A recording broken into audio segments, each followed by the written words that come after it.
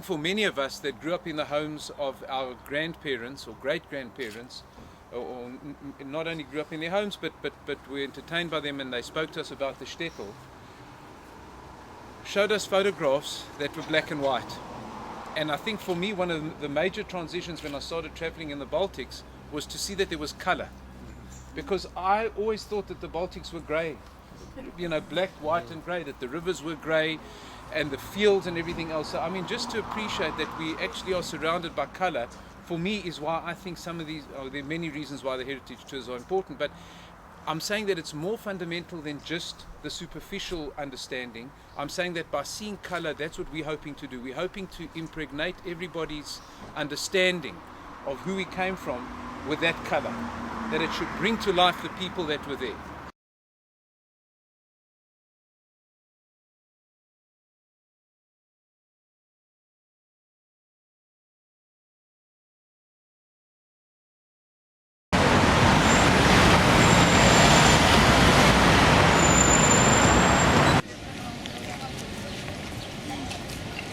You see, every house has its own size, its own height. Every house has a chimney. Very picturesque, right? Beautiful.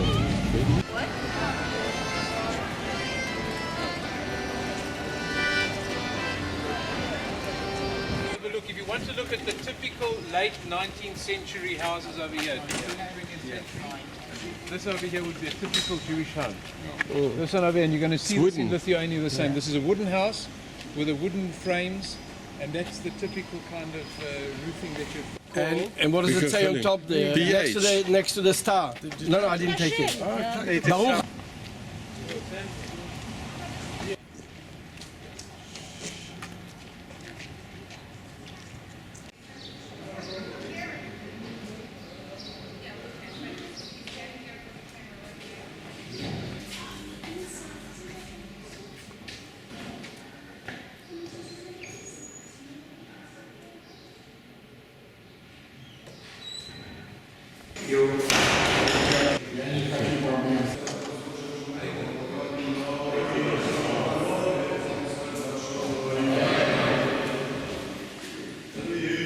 This building is a Jewish school today, but this was also designed and it was also opened as the first Jewish state school in the whole Russian Empire.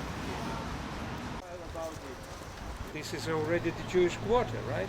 This is historical Jewish quarter, and to put them into the shul. All this, they locked the doors, nailed the windows, and put on fire. How many were inside? About 500 for sure, 500, 600. The great synagogue was destroyed. Eine Jansone. Yes, eine Jansone. This is your mutter. No, my sister of my mother. Auntie. Yeah. She died. Wonderful. Thank you. Yeah. Thank you. Großen Dank, Lisa. Großen Dank. I'm very happy because you are here. Thank you. Yeah. And she was very also happy. How many Jews did she save? Two persons. 2 persons, which is a whole world. Yeah.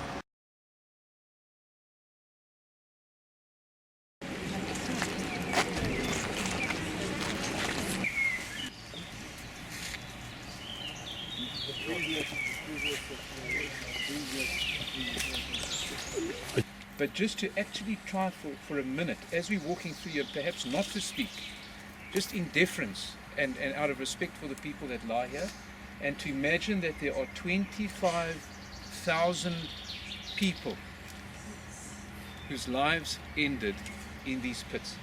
And it happened very quickly. They were taken from the ghetto onto the transports, trucks and whatever else they could use and brought here, and their lives ended right here.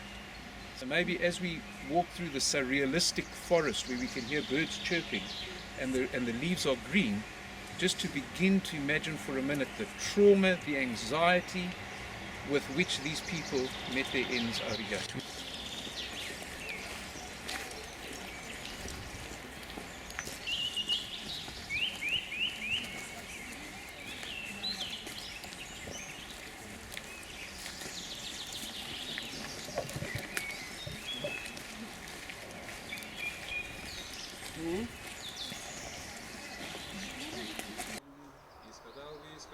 Genau, wie es gedacht wird. Wir haben die Brache, wir haben nicht mal gut. Wir gehen voll, wir voll, wir gehen nicht gut. Das ist Bagala,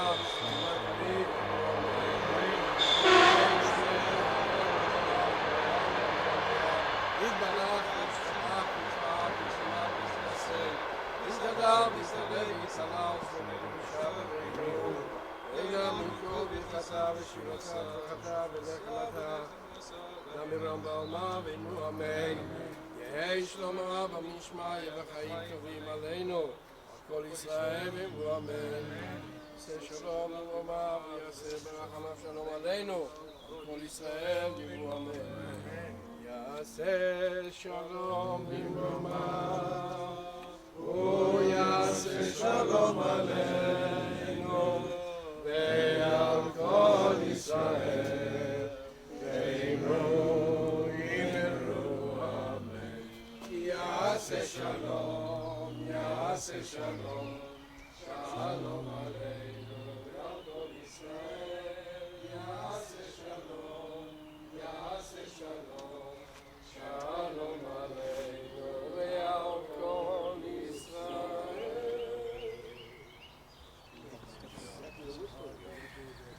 It stands for talk. Now we are here to show them that we are still alive. אנחנו כאן. That they didn't kill us. עם ישראל, עם ישראל, עם ישראל חי. עם ישראל, עם ישראל, עם ישראל חי. עם ישראל, עם ישראל, עם ישראל חי. עם ישראל, עם ישראל, עם ישראל חי. עם ישראל חי. עם ישראל חי. עם ישראל חי. עם ישראל חי. עם ישראל חי. עם ישראל חי. עם ישראל, עם ישראל, עם ישראל חי.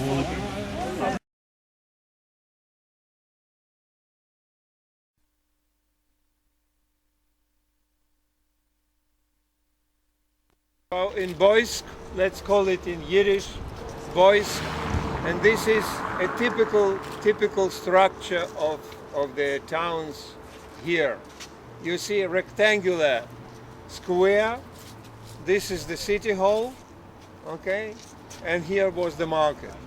And who is around the market? Jews, because Jews, what Jews do? Trade, crafts, and so on. So all these houses here, that, starting with that of the red bricks there, this is was Jewish shops here. Almost all of them were Jewish shops. So where we're standing, we should understand, is where Rav Avraham Yitzchak Kook learned. Le'ilu nishmato, that his neshama should have an aliyah, and also that all the people that perished, perhaps even in the shul, and it's quite amazing that we are here 5 days before the yahrzeit of those people that were killed in the first Aktion. If you remember, Yulik said 28th of June and 1941, and today is the 23rd of June 2016, and I think that's amazing.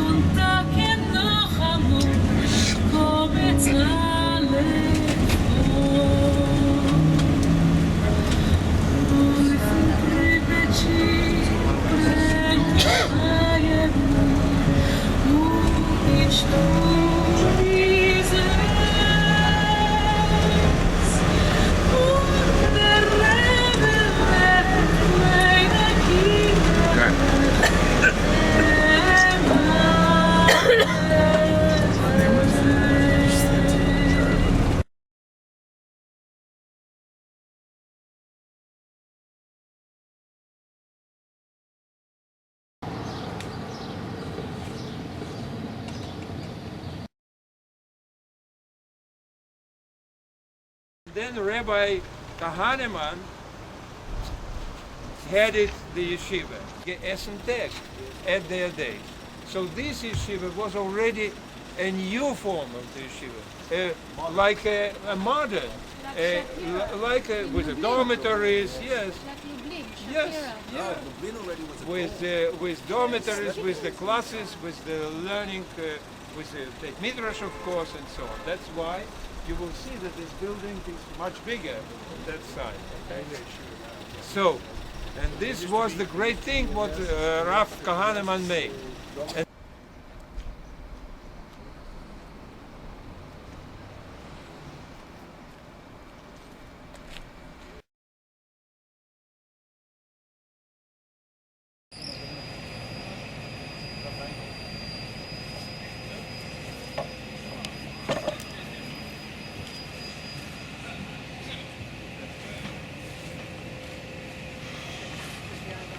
So your mishpacha could have been davening in the shul. yeah. I'm sure they would. I think so. You're learning. Thing of one Lithuanian intellectual, that this stone can say more than the whole book. This was a Jewish Cemetery. בית העלמין הישן. Ayashan. It was, still is, you know. It is, yes.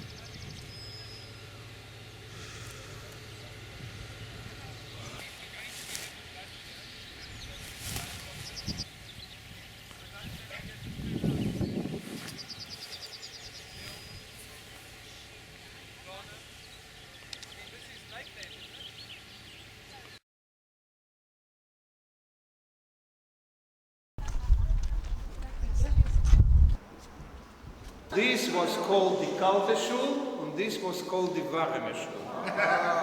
Why? This is smaller, so to heat, it costs money. Okay? So this was for winter, and this was for summer. Now you see that this is a classical model of an Orthodox shul. You see the small windows, you hardly see who is standing here. That is a classical model. And another thing of the classical model is the four pillars.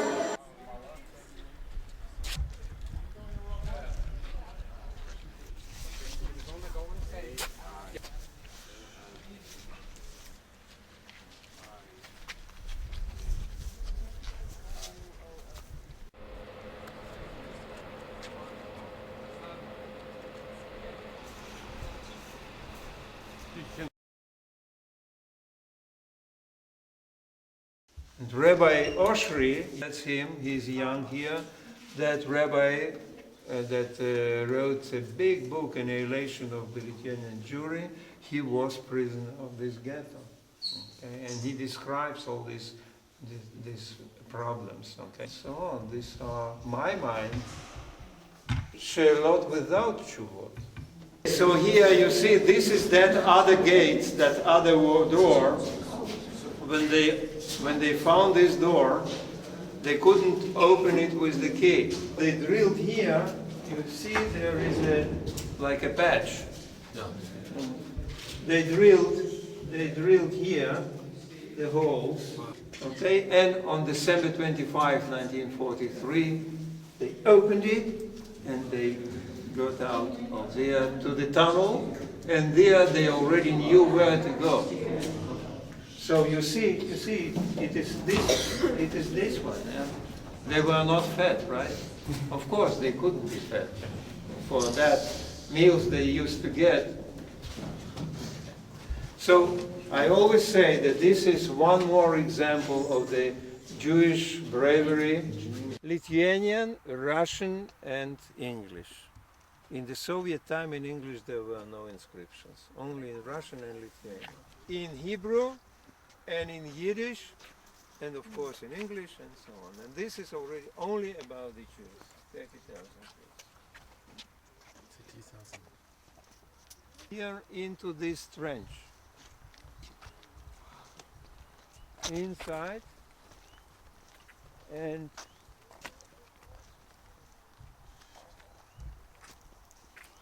you cannot run away from here. they all stand on the hill, yeah, and they shoot the people standing there or lying there. Daniela was telling us that her mother's grandmother, that makes it Daniela's great-grandmother, Chava Tybal, was brought here together with her two children, Herschel and Merka. And the three of them lie in one of the mass graves that we're standing at here today. And I think it's significant that, thank God, a survivor is here and all of us are with her. Please God, the neshamas should get an aliyah from the tefillot and also from the nachas that they get from their children and great-grandchildren, that they carry forward all the values that they stood for.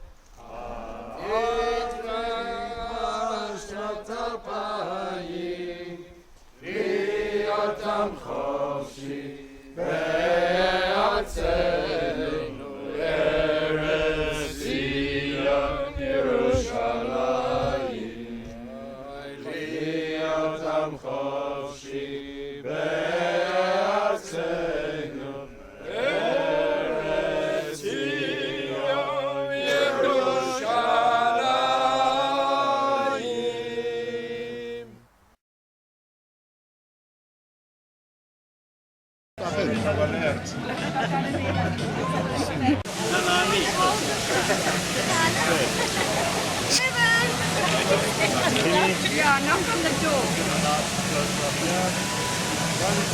You see, here is more Lebanon. 57. The name of the street's changed. It hasn't changed. It hasn't. Neil, can I just... We were walking down the main street in Kovna and we looked up and there it was, the exact address, probably as it had been in all those days, back all those days in pre-war Lithuania. It was an amazing moment to actually discover the house where my father lived when he was a real youngster. Sugihara, you know, you heard about him, yeah? Giving life-saving visas. Yeah. And how many he gave? 6,000, over 6,000. He couldn't write them in one day.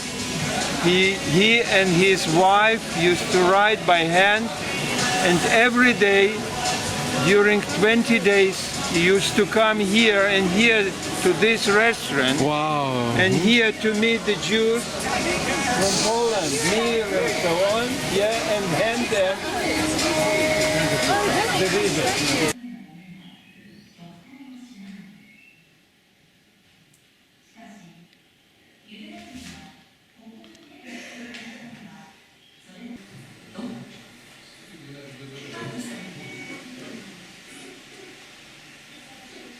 Two or 3 years before he was Nifter, Zichrona Tzadik Kodesh Livrocha, and a man that was saved by him in the war traced him and he went to Japan. He found him, I think it was 2 or 3 years before he died, and he said, please Mr. Sugihara, he said, we need to thank you. I need to thank you for 40,000 people in the world today. And he said, do what is right because it is right and leave it alone. I didn't do this for reward. I don't want anything. Because the whole Mira yeshiva was saved. It was the only yeshiva in the whole of Europe that was saved intact. The whole Mira yeshiva was saved by this man over here, in addition to a whole lot of other Polish refugees that had come over the border into Kofna. And the late Sugihara, may his memory be a blessing, is the man that was over here. He passed away, and he's the only Japanese man on earth that was ever called one of the righteous Gentiles, Chasida Umata Oile. So that's what we're doing here today, ladies and gentlemen, just to remember Sugihara, Chuene, and Yokiko Sugihara. Can I just add to that? I pick up that story and say that one of the very last visas, truly the last visas, was issued to my mother's cousin. And a man who's still alive today, Mr. Benny Fischoff in New York, who's a very dear friend and all of his children, came back, and he was one of the Polish ones who managed to have one of the last visas, and the other one was Lazar Hendelis.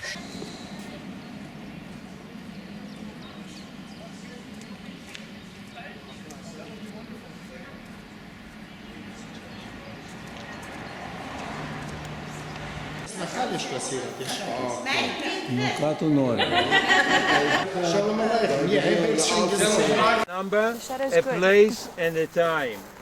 And here you see 4,273. And that was that great action that I told you yesterday. Okay? In the 9th fort, okay, on October 29, 1941. Do you remember the Jewish community that lived here? Ar jūs atsimenate žydų bendruomenę, kuri gyveno čia? Yes, Jewish lived there in a ghetto everywhere. Everywhere is lived the Jewish. It's a ghetto. Yes, it's a ghetto there. Yes, my wife. Luav's mother. Yes, She was born in 1935. And indefinitely in the Slobodka live from 1939. Definitely live there, and all the war she was there, and of course afterwards. And her father died in the wartime. My mother. And she's lived in the ghetto in this area, Slobodka? Yes, all the time, all the life. Yes, all the life. So she was yes. Your mother-in-law, does she often speak about the Jewish people that were in the... She can speak all day with you. If she loved the Jewish people. Very love. She very, how I explain for you? I don't know this word. Sensitive? Because her mom always worked with the Jewish people, always. The Lithuanian flag, the Israeli flag.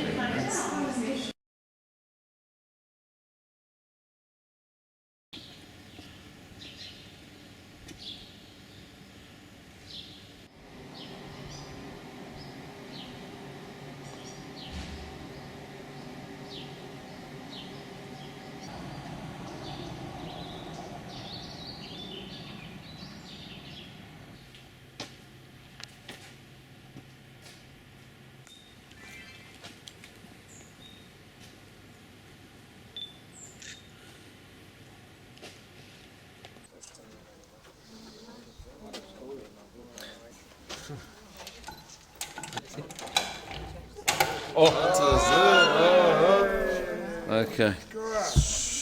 So that's the cover of the grow.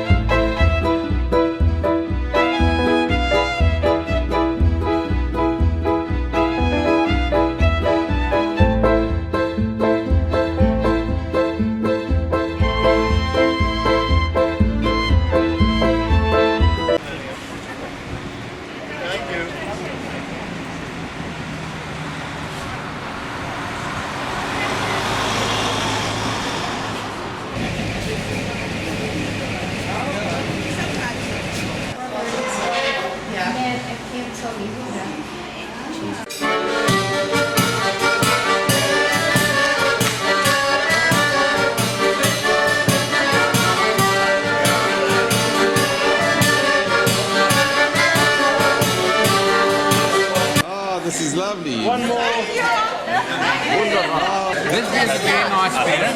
It's a Nice beer. This beer is a malty beer, and even the ladies enjoy it. 3, 2, 1. Evening, everybody. How's your supper been so far? The video, excellent.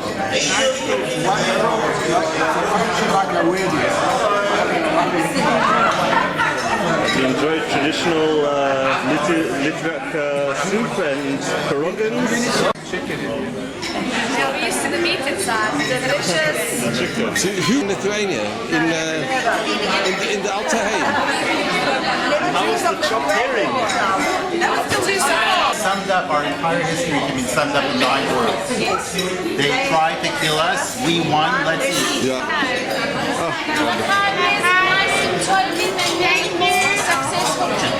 Wonderful. But this map are all the places I have visited since 1990, looking for the last Jewish Mohican born there or nearby. Wow. So I started that work at my first visit here when I was happily shocked to discover throughout the 1990s, whether it was Volozhin or Kletsk or Mir or Baranovich or Lita or Postev or Tzvinsyan, there was always 1 or 2 Jews in their 90s or very old who would convey the whole dialect, culture, religious and secular training. This is the famous building of the Rom publishing press that existed in the 18th century in Vilna. The printing press was originally opened by Mr. Rom, and then it was taken over by his widow, the Almona Devora Rom, and she ran it with her brothers, one of whom was Menachem. And they printed the Vilna Shas, which has been the standard print since then for about 200 years. July 4th, 1944. And Vilna, that were when these 400 were shot here. So July 4th, 1944, and Vilna was liberated on July 13th. So it was mamash last moment, yeah. They already had no enough weapons, labor force, and so on, yeah, ammunition. But for the killing the Jews, always there was. Now you see that it is surrounded by the plates. These were former matzevos. They were used as the steps in many places in Vilna. Okay, here you can even see. Here, if you look from this angle, you can see the silhouettes of the Hebrew letters. Yeah.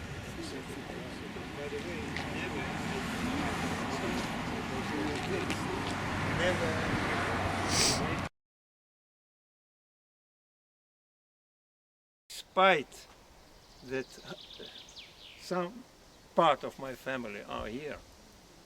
I told you that my grandmother's from my mother's family from Vilna. So my great-grandfather is here.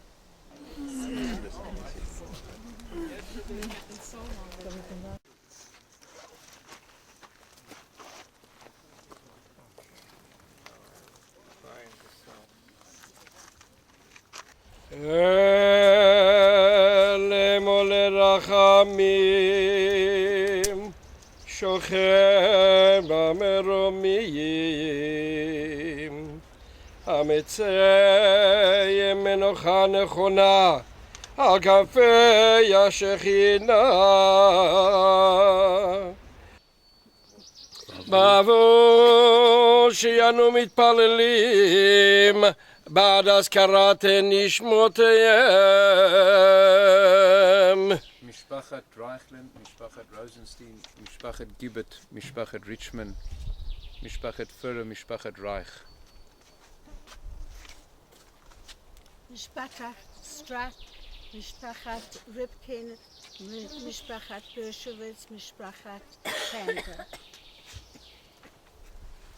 משפחת ליבאווה. Ruvain ben Raphael. Person. Mishpachat Taubin, Mishpachat Shir. Mishpachat Zalk, Mishpachat Mulman, Mishpachat Lukowski, משפחת קלוגמן. משפחת גרוסט. משפחת גרוסט. משפחת קייס. קייס. משפחת סלמנוביץ, משפחת קופולובסקי. משפחת טרוצ'סקי, משפחת מילנרס. משפחת יודוביץ'. משפחת טאגו.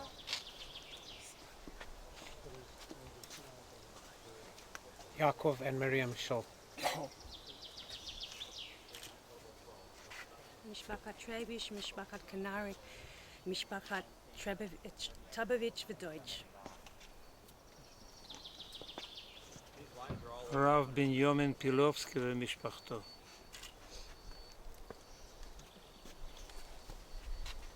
רב דוד קשצה ומשפחתו. חי, עוד אבינו, עוד אבינו, עוד אבינו, חי, עם ישראל, עם ישראל, עם ישראל, חי, עם ישראל, עם ישראל, עם ישראל, חי. We have had a most spectacular Shabbos in Vilna, including davening in the Chabad Shul, the Choral Shul, visiting the ghetto where the Vilna Gaon lived, the site of the Rom printing house, so many wonderful things in one Shabbos. And to top it all off, Shabbos ended at 11:45. We've then made Havdalah in the hotel. We're looking for the stars. We've come back to film this special, unique plaque to the South African jury. It's been a special Shabbos, and we also had Ephraim Zurov and another lady, Rutka, who's written a book about the Lithuanian contribution to the extermination of the Jews during the Holocaust and before the Holocaust. Some things that were just outstanding, stories and testimonials from the people in our group of their Zaydas, their Bubbas, the villages that they managed to visit, the kvarim of their grandparents, the houses that they found, so many things. It's all come together.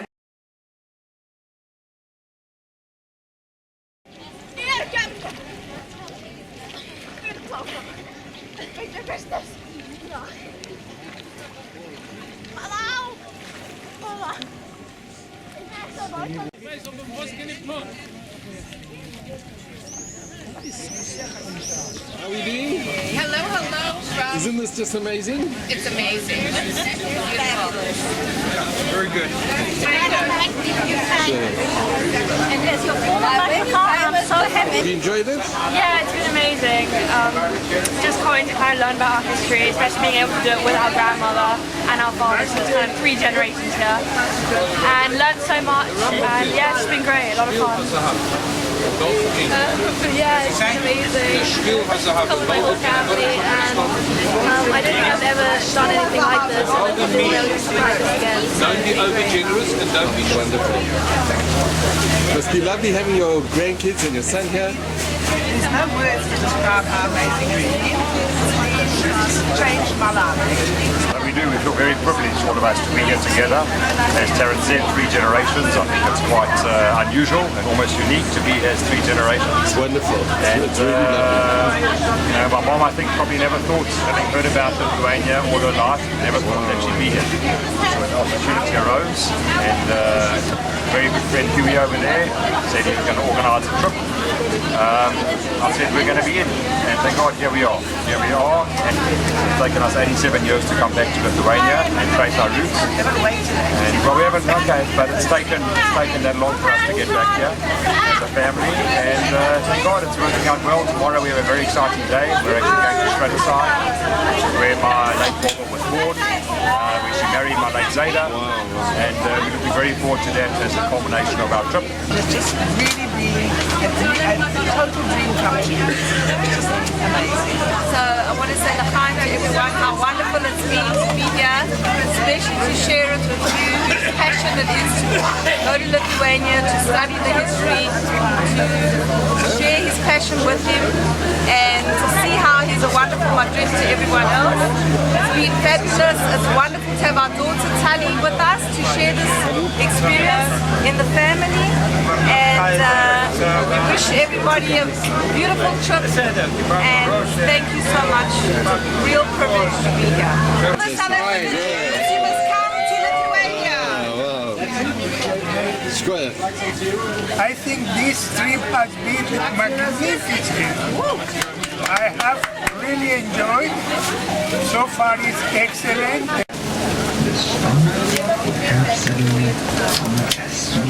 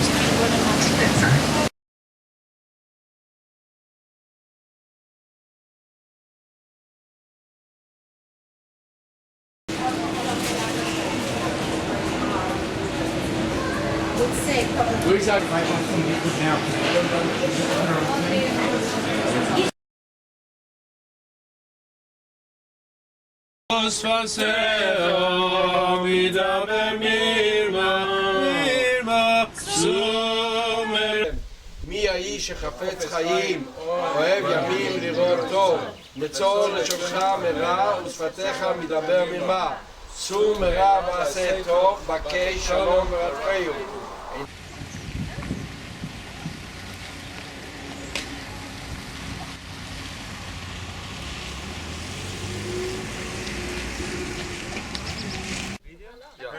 Okay, now every next kind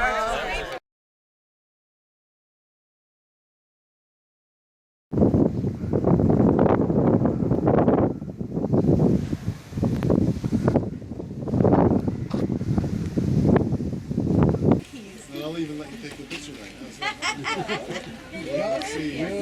I think we should have a group photograph.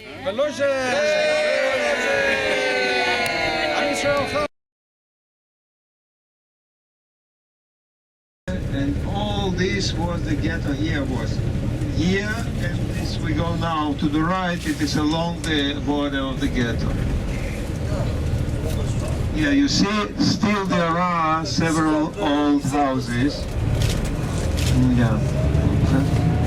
Wow, look at that. So the yeshiva, it was the most important place here in Baranovich.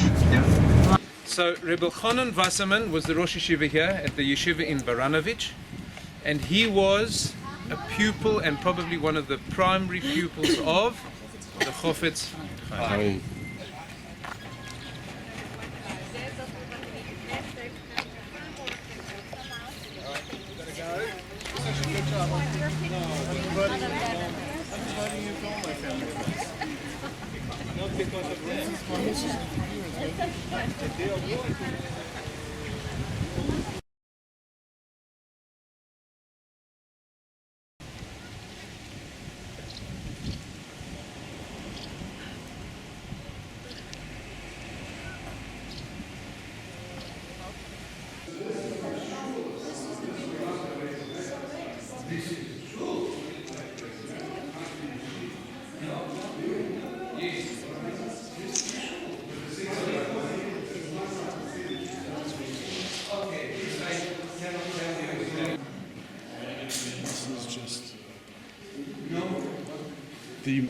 Am Israel Chai, Am Israel Chai, Am Israel, Am Israel, Am Israel Chai, Od Avinu, Od Avinu, Od Avinu Chai, Od Avinu, Od Avinu, Od Avinu Chai, Od Avinu, Od Avinu, Od Avinu Chai, Od Avinu, Od Avinu, Od Avinu Chai.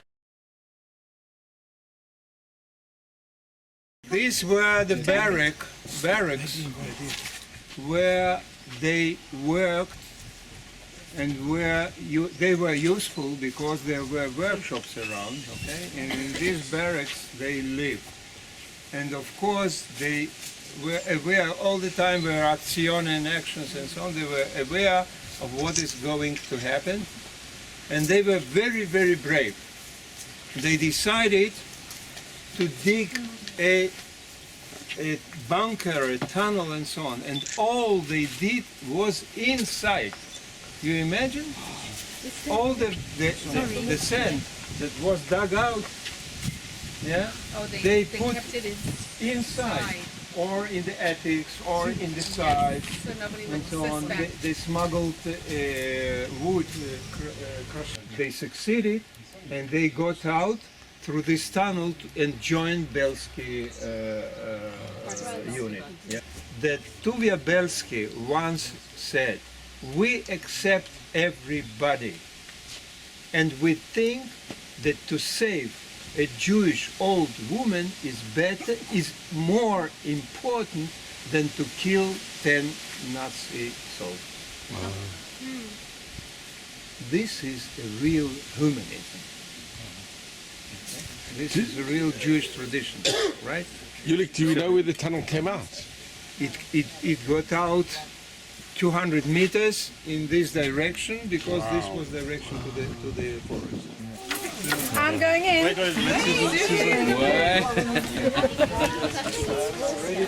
What's been spinning?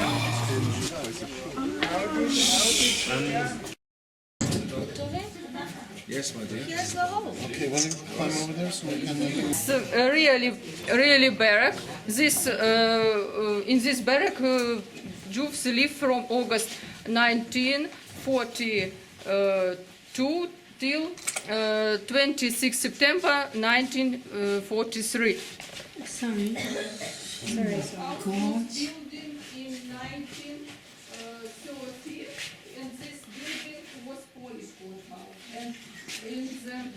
It was very difficult because tunnel was very long, near more than 200 meters under the land, underground.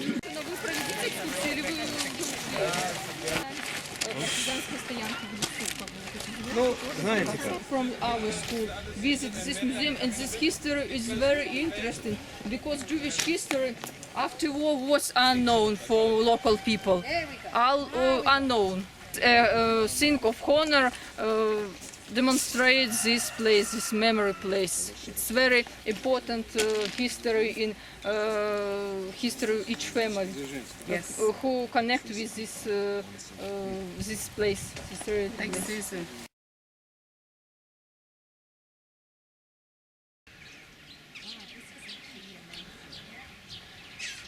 This is in the Mir Yeshiva, and today it's a post office. It's a post office. It's a post office. Today it's a post office. Nadine Gottlieb's grandfather, what's his name? Sam Kopolowski. Sam Kopolowski lived here in the Mir.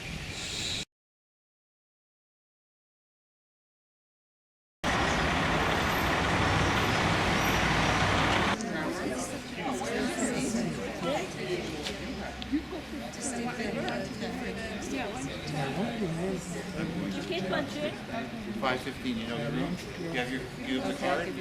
Right. You have the card. You're the handlanger here. So it's hard to get all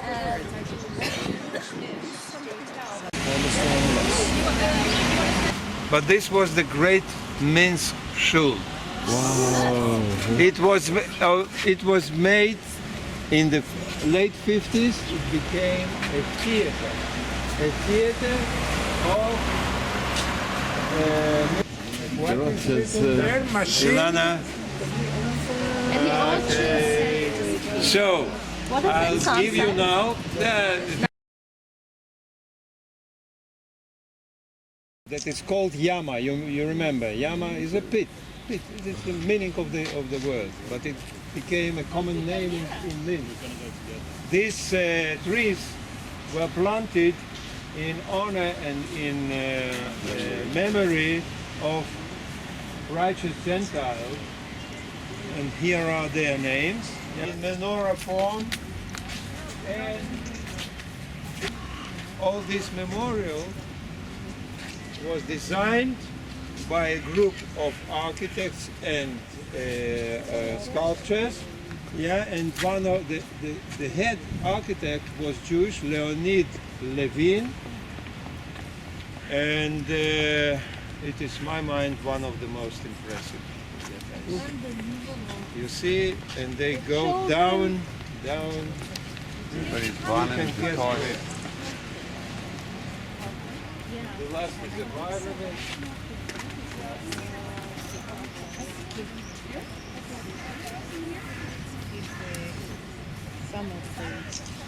We zijn in de mode geworden, die gaan van de bloedigste zonim van de mensheid.